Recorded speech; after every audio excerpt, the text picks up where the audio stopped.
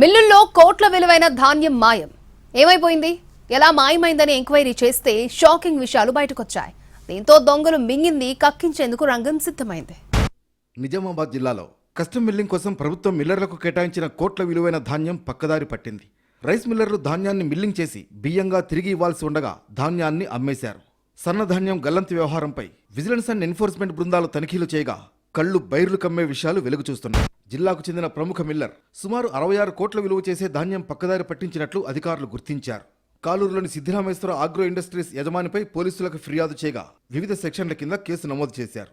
ఈ వ్యవహారం రాష్ట్ర వ్యాప్తంగా సంచలనం సృష్టించింది. సాలూరు మండలం సాయిలక్ష్మి ఇండస్ట్రీపై కేసు నమోదుకు రెడీ అయ్యారు అధికారులు. 2022-23 నుంచి ఇప్పటి వరకు ఆయా సీజన్లకు సంబంధించిన సుమారు 400 కోట్ల సీఎంఆర్ బకాయిలు ఉన్నట్లు అధికారులు లెక్కలు తీశారు. మరోవైపు అధికారులు రైస్ మిల్లర్లు చేతులు కలిపి సీఎంఆర్ కుంభకోణానికి పాల్పడ్డారంటూ ప్రజా సంఘాలు ఆరోపిస్తున్నాయి.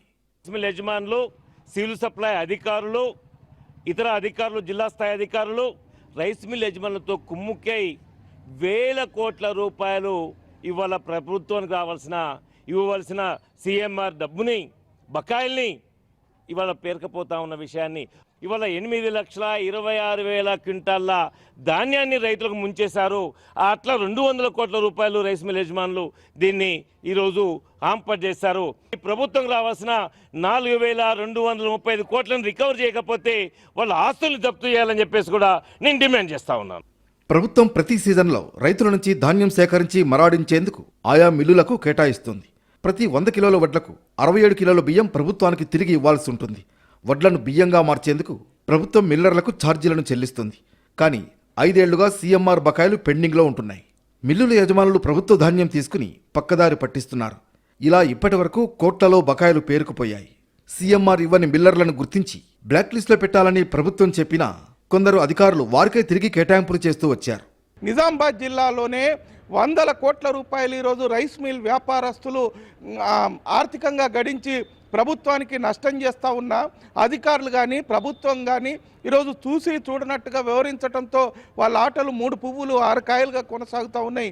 ఇప్పటికైనా ప్రభుత్వం వెంటనే ఇట్లా అవినీతికి పాల్పడుతున్నటువంటి, ప్రజాధనాన్ని కాజేస్తున్నటువంటి రైస్ మిల్ యజమానులపై చర్య తీసుకోవాలా, వాళ్ళకి లైసెన్స్ను రద్దు చేయాల్సినటువంటి అవసరం ఉన్నది.